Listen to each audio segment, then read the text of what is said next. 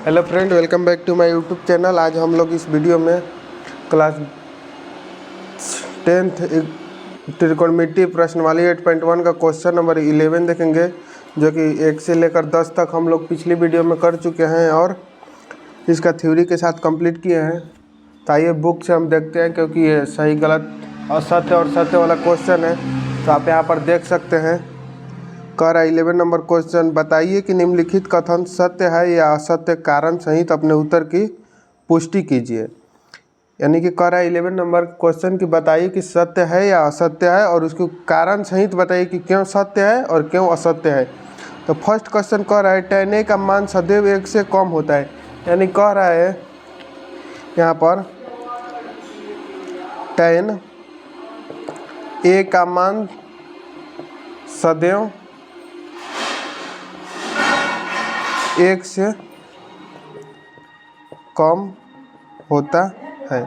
यानी क्या पूछ रहा है कि tan a का मान सदैव 1 से कम होता है? तो जी नहीं, ये असत्य है।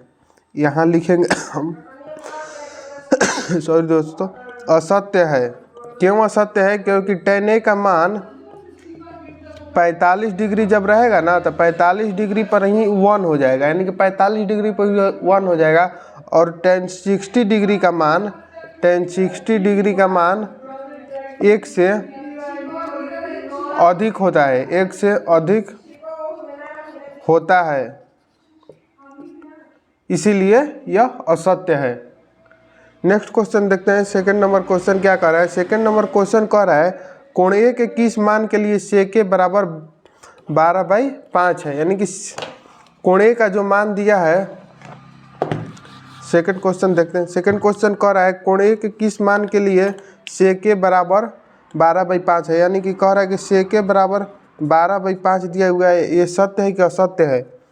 तो sec का फॉर्मूला होता है क्या? h/b। यानी कि h 12 है और b हमारा कितना है? तो b 5 हमारा है।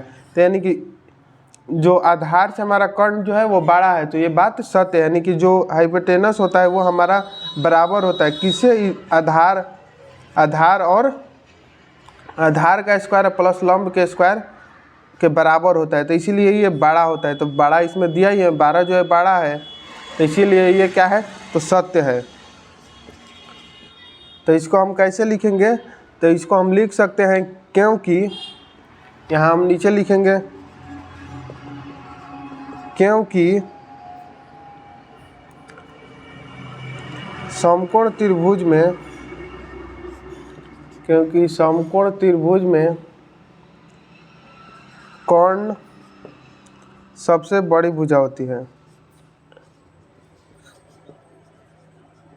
बड़ी भुजा,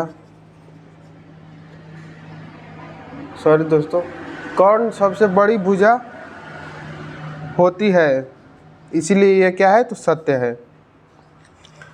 नेक्स्ट क्वेश्चन देखते हैं 11th का ही थ्योरी। 11th का थ्योरी में कह रहा है कि कौशिक कोण ए के कोसेकेंट के लिए प्रयुक्त एक संक्षिप्त रूप है। यानी कोसेकेंट है वो कौशिक का संक्षिप्त रूप है, तो नहीं, ये गलत है। कोसेकेंट जो दिया हुआ है क्वेश्चन में, कोसेंट, ये जो है कौशिक का COSEC कौशिक का संक्षिप्त रूप है। और जो कौशिक कह रहा है, तो कौशिक का संक्षिप्त रूप क्या हो जाएगा? कोसाइन। कोसाइन होता है, जो कि एक असत्य है। तो आप लिख सकते हैं असत्य है।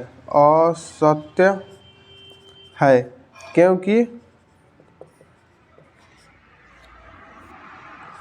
क्योंकि कौश कौमा कोण ए कोसाइन का क्या है? तो संक्षिप्त रूप है।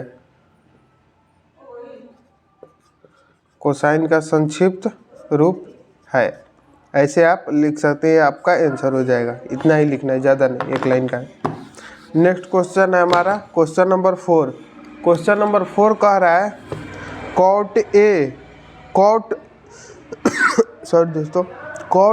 कॉट और ए का गुणनफल होता है। यानी कि कॉटे जो है उसको हम क्या, कॉटे का गुणनफल है। यानी कि कहने का मतलब है जो कॉटे है वो कॉट गुना ए का गुणनफल है, तो नहीं, ये गलत है। कॉट ए जो है वो कॉटे का गुणनफल नहीं है, बल्कि ये जो कॉट है वो ए का संयुक्त रूप है, यानी कि ये इसी के साथ जुड़ा रहता है। बिना ये जब से सिर्फ कॉट रहेगा तो इसका कोई अर्थ नहीं, जबकि साथ इसके ए या थीटा या कोई कोण न जुड़े तब तक इसका कोई अर्थ नहीं है। तो इसको आप इस प्रकार लिख सकते हैं, असत्य है। क्यों असत्य है? तो लिखेंगे क्योंकि कॉट ए में कॉट और ए का गुणनफल नहीं होता है, बल्कि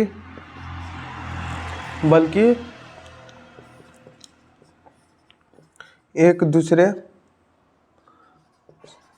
संयुक्त रहते हैं या जुड़े रहते हैं। आप इस प्रकार ऐसे लिख सकते हैं अपने नोटबुक में। आइए नेक्स्ट क्वेश्चन देखते हैं। 11th का पाँच गो इसमें क्वेश्चन है 11 नंबर का, जो कि हमारा लास्ट चल रहा है 8.1 का क्वेश्चन। 5 नंबर क्वेश्चन है, किसी भी कोण थीटा के लिए साइन थीटा बराबर 4/3 सही है या गलत। यानी कह रहा है क्वेश्चन में कि थीटा के लिए साइन थीटा बराबर 4/3 सही है या गलत। तो इसको हम कैसे पता करेंगे? तो हाइपोटेनस और तो इसका सूत्र होता है, क्या होता है? P/H, यानी कि क्या हो गया? लंब बटा कर्ण। तो क्या हो गया यहाँ पर? लंब बड़ा हो गया, कर्ण ही छोटा हो गया। तो ये तो गलत हो गया ना। यहाँ पर फार्मूला क्या कहता है? कर्ण स्क्वायर बराबर लंब स्क्वायर जोड़ आधार स्क्वायर, यानी कि ये जो कर्ण स्क्वायर है ये दोनों के जोड़ के बराबर होता है। लेकिन यहाँ पर कर्ण स्क्वायर ही छोटा हो गया और क्या है? लंब ही बड़ा हो गया। तो ये गलत हो गया ना। अगर 3/4 रहता तो सही रहता, लेकिन 4/3 है तो इसलिए ये गलत है। तो इसको हम लिख सकते हैं, इसको हम लिखेंगे असत्य है। इसका हम कथन कैसे लिखेंगे? तो असत्य है तो क्योंकि समकोण त्रिभुज में कर्ण सबसे बड़ी भुजा होती है और इसमें कर्ण ही छोटा दे दिया गया है, इसीलिए ये असत्य है। इसको आप नोट डाउन कर लेंगे। यहाँ पर आपका 8.1 एक्सरसाइज ख़त्म होता है। 8.2 हम एक्सरसाइज अगली वीडियो में करेंगे। उससे पहले हम लोग उसका फार्मूला करेंगे, जो कि ये मेन फार्मूला है। इसको आप याद कर लीजिएगा। ऐसा हम अगली वीडियो में इसको समझाएंगे कैसे लिखना है, कैसे याद करना है। मिलते हैं नेक्स्ट वीडियो में, तब तक के लिए जय हिंद।